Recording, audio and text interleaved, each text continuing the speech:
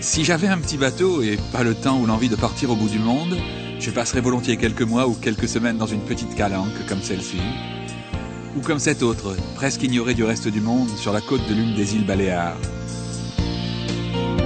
Formentera est une île paisible que l'on parcourt aisément à bicyclette jusqu'à des criques à l'eau bleu turquoise, ou des falaises abruptes hérissées de phares. Celui-ci a inspiré à Jules Verne un de ses romans. Et l'on dit que Bob Dylan aurait habité dans une maison proche de ce moulin. Des plages de Formentera, on distingue au loin les formes étonnantes du rocher Asvedra, qui déborde la côte d'Ibiza.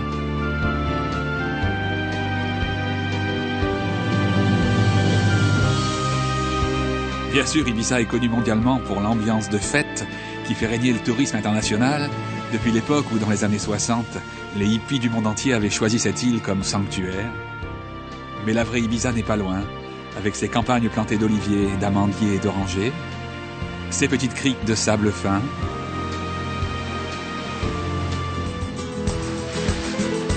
À une nuit de navigation d'Ibiza se trouve la plus grande île de l'archipel des Baléares, Majorque. Le port que je préfère dans l'île, c'est celui de Porto Cristo, où le tourisme a su rester discret,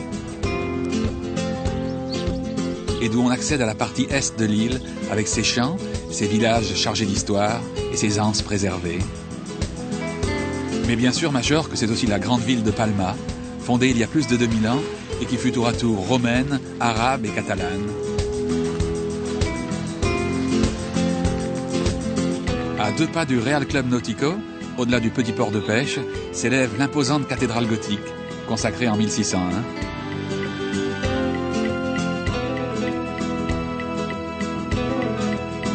Et juste à côté, l'Almudaïna, ancien alcazar musulman. Le château de Belver, qui domine la ville, a surtout servi de prison. On y trouve le musée d'histoire de la ville. Majorque, ce sont aussi de riches campagnes, avec les vestiges de civilisation préhistorique dite talaïotique.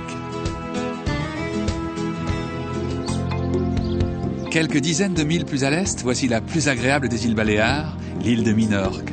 Les Romains l'avaient appelée la Mineure en opposition à Majorque, la Majeure. Les Grecs, les Phéniciens, les Vandales, les Arabes, les Français et les Anglais l'ont occupée tour à tour. Le petit port de Ciutadella, abrité au bout d'une profonde calanque, est une pure merveille, avec ses vieux quartiers blottis autour de la cathédrale, construite jadis sur une grande mosquée. Son clocher, en fait, est un ancien minaret.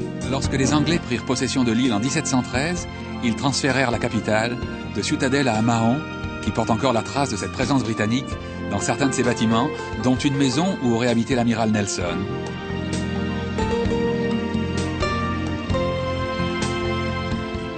L'intérieur de l'île fait alterner les douces collines verdoyantes et des plaines fertiles. Mais le trésor unique de Minorque, ce sont ces petites calas, calanques peu fréquentées, où il fait bon venir jeter l'ancre.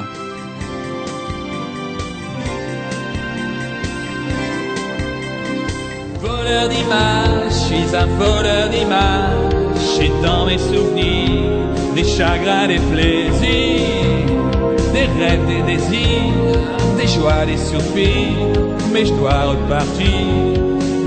C'est une question de cadrage,